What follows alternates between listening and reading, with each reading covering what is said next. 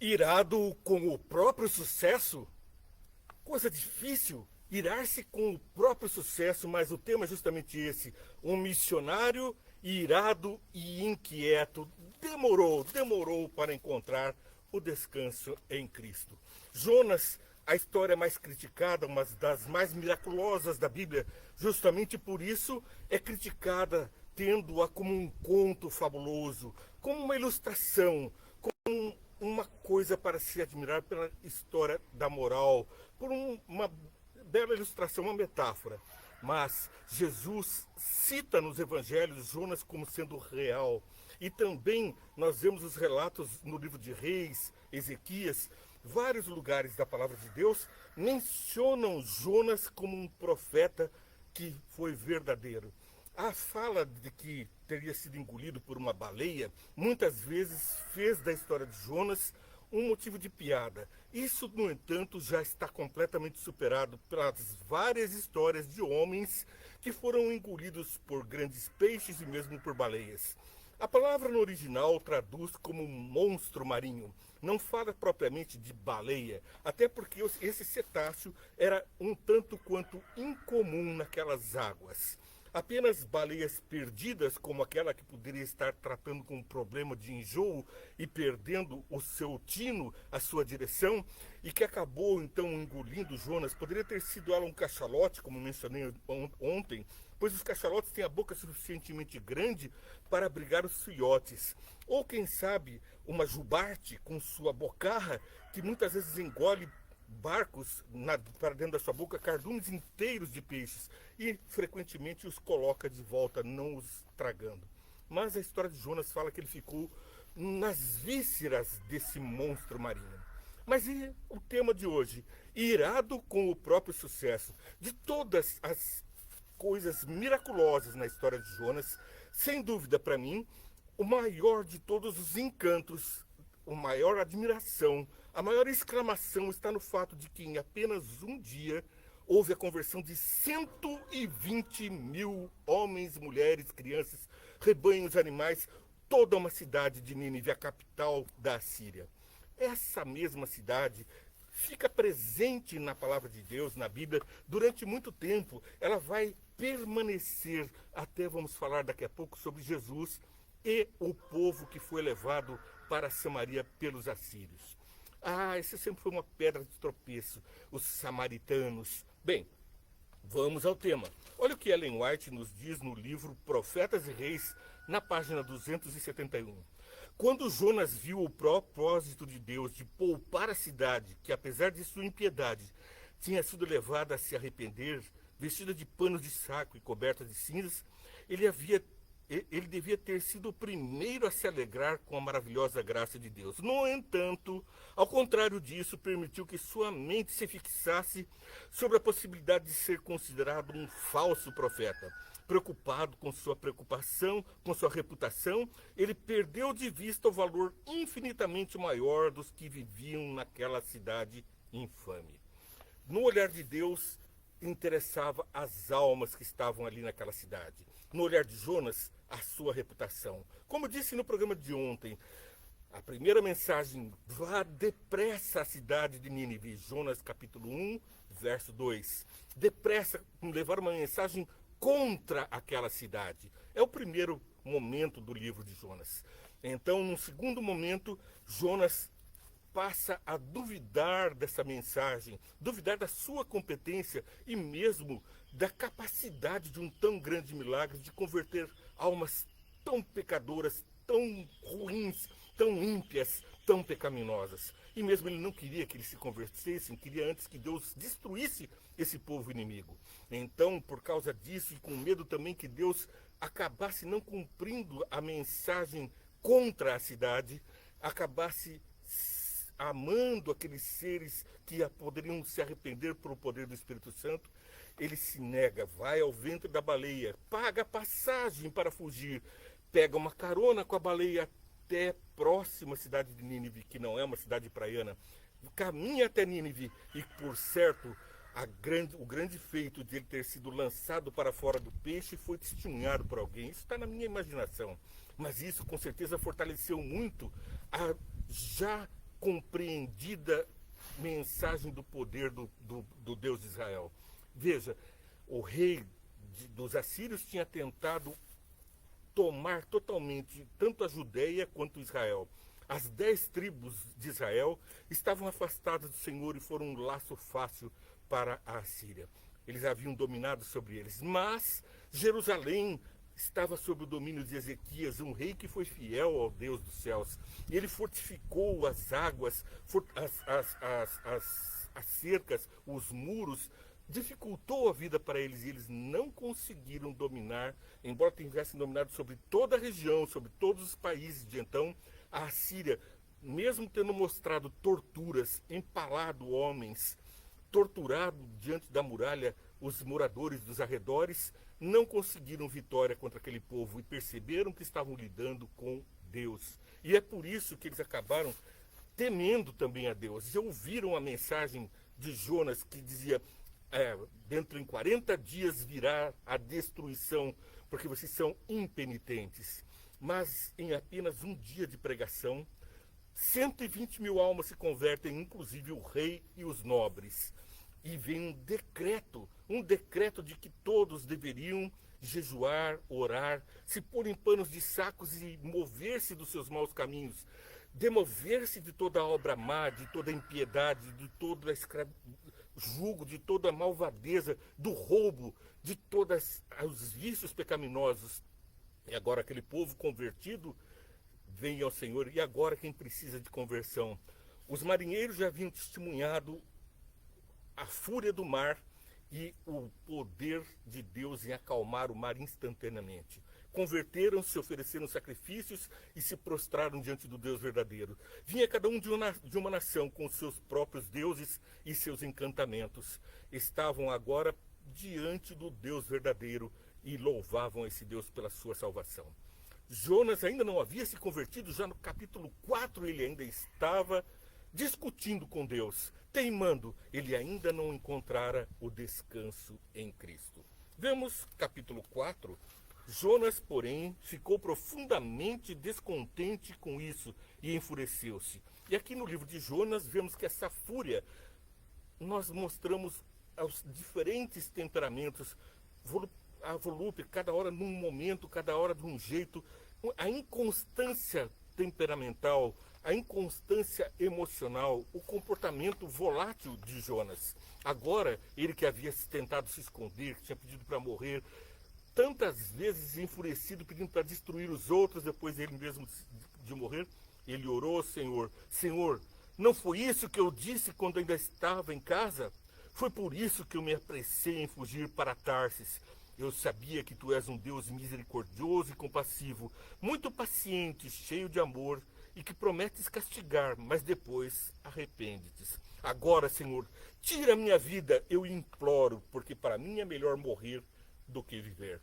Ele não queria viver como um profeta falso. Ele estava preocupado com a sua reputação. No começo, ele queria os seus próprios desígnios. Não salve esse povo, mata esse povo. Depois, ele temia que a sua mensagem não tivesse sucesso. E agora se consagra o seu temor. Ele realmente vê que a cidade se prostra e ele passa agora como um falastrão. Alguém que prometeu que a cidade seria destruída em 40 dias e lá estava ela, cheia de oferendas ao Deus verdadeiro, vestidos em panos de saco, mostrando arrependimento, e o rei e a nobreza e toda a cidade adorando o Senhor. O Senhor lhe respondeu: você tem alguma razão para essa fúria? Jonas saiu e sentou-se num lugar a leste da cidade. Ali o discurso é meio que interrompido. Deus fala com ele, mas ele vai para provocar uma situação, para tentar ainda ver o resultado que ele pretendia, que era a destruição do povo. Sentou-se a leste da cidade, ali construiu para si um abrigo, sentou-se à sua sombra e esperou. Olha só os verbos que o livro de Jonas retrata. Ele enfurece-se, ele espera pela destruição, ele pede a morte para ver o que aconteceria à cidade. Ele esperou para ver o que aconteceria. A sua esperança ainda era a destruição daquela cidade, daqueles seres. Então o Senhor Deus fez crescer uma planta sobre Jonas para dar sombra à sua cabeça e livrá-lo do calor, o que deu grande alegria a Jonas. Olha só como ele é instável, da fúria. para pedir a morte, para ter alegria por uma sombra. Bom, mas na madrugada do dia seguinte, noutra tradução diz quando a aurora, quando a estrela surge, para dar sombra, livrá-lo do calor. Mas na madrugada do dia seguinte, Deus mandou uma lagarta atacar a planta e ela secou.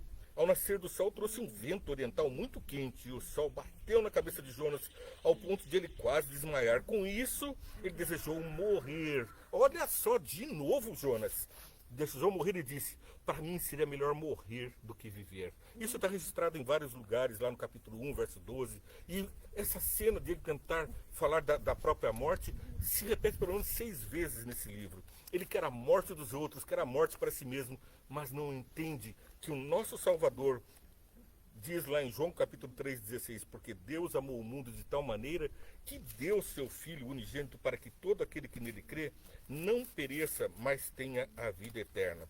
Vamos ver? Vamos conferir? João capítulo 3, verso 16. Aqui estamos então diante de João, o discípulo de Jesus, no capítulo 3, verso 16. Porque Deus tanto amou o mundo que deu o seu Filho unigênito para que todo aquele que nele crer não pereça, mas tenha vida eterna. Você crê em Jesus, reconhece que é um pecador, tanto quanto eu, e que nós precisamos da graça de Jesus, porque ele morreu em nosso lugar, então nós estamos no rumo certo. Nós estamos agora tendo que atender o seu mandamento. Veja, nós precisamos fazer diferente de Jonas. Jesus disse: se me amardes, guardareis os meus mandamentos. E o jovem rico perguntou: quais são os mandamentos mais importantes? E ele disse: ama teu Deus sobre todas as coisas e a teu próximo como a ti mesmo. E depois ele destacou: como é que você pretende amar a Deus a quem você não vê? Se você não consegue amar ao próximo que você está vendo, está contemplando as suas necessidades e não divide com ele do que Deus tem lhe dado em muitas bênçãos, você não está olhando para os seus irmãos, os filhos de Deus, da forma como precisa. Você não está reconhecendo neles os teus semelhantes. Está se achando melhor, está se achando em boas condições, está cego para o verdadeiro amor e está tentando assim ao Senhor ao ver a destruição, a morte, a necessidade do teu próximo. É assim, tanto Jonas queria a morte como um ato, como uma ação, com um dolo causal, ele tinha a intenção de, como nós estamos vendo os outros morrer e por culpa nós contemplamos placidamente o sofrimento. E depois ainda alguns culpam a Deus, dizendo: se existisse Deus não haveria o mal na terra. Olha quanta criança passando fome. E não lembram que enquanto tem crianças com pouco alimento, vou usar apenas como ilustração, não considero o leite um alimento, mas para ilustrar, crianças sem ter o leite da vaca, da materno tudo bem, é um bom alimento, mas as crianças sem leite, tem tanta gente por aí comendo leite condensado, 10 vezes condensado num queijo, e assim entopem suas artérias de colesterol, entopem o coração com triglicerídeos, com gorduras saturadas e insaturadas de vegetais, de concentrados. É a diabetes, é o triglicerídeo, é o colesterol, é a obesidade, enquanto os outros magrinhos têm apenas uma refeição. E nós acumulamos tesouros em celeiros, e Jesus condena isso em seus evangelhos. Bom, porque Deus amou o mundo de tal maneira que deu o seu Filho, e nós também devemos amar os filhos de Deus no mundo. E agora continua aqui então a lição que Deus deu, e espero que essa lição tenha servido para a conversão de Jonas. Ao nascer do sol então, com isso desejou a morte, seria melhor morrer do que viver. Mas Deus disse a Jonas, essa mensagem é para mim e para você: você tem alguma razão para estar tão furioso por causa da planta? Respondeu ele: sim, tenho, e estou furioso ao ponto de querer morrer de novo. Capítulo 1, 12, 4, 8, capítulo 4, verso 8. Mas o Senhor lhe disse: você tem pena dessa planta, embora não a tenha podado, nem a tenha feito crescer? Ela nasceu numa noite e numa noite morreu. Contudo, Nínive tem mais de 120 mil pessoas que não sabem nem distinguir a mão direita da esquerda. Além de muitos rebanhos, não deveria eu ter pena dessa grande cidade? Olha o cuidado de Deus com os animaizinhos, preocupado também com os animais daquela cidade que sofreriam com uma condenação pelo pecado daqueles homens. Nós estamos vendo a impiedade dos homens, também os animais sofrem. Portanto, quando Adão pecou, quando Eva pecou, Deus disse: a terra produzirá cardos e abrolhos. E agora tudo que nós vemos nesse mundo é o fruto do pecado. Mas Deus promete restauração, esmagar a cabeça da serpente. Gênesis capítulo 3, versos 15 e 16. E agora a promessa é que nós não vamos ficar com uma terra destruída que produz cardos e abrolhos, com dor no parto, com suor do rosto comerás. Uma terra reformada, porque o poder de Jesus na cruz refaz a mim, refaz a você, refaz a nossa intenção para com os outros, porque se amamos a Jesus, amamos também ao próximo. E isso é mostrado por ações. Guardamos os mandamentos por amor.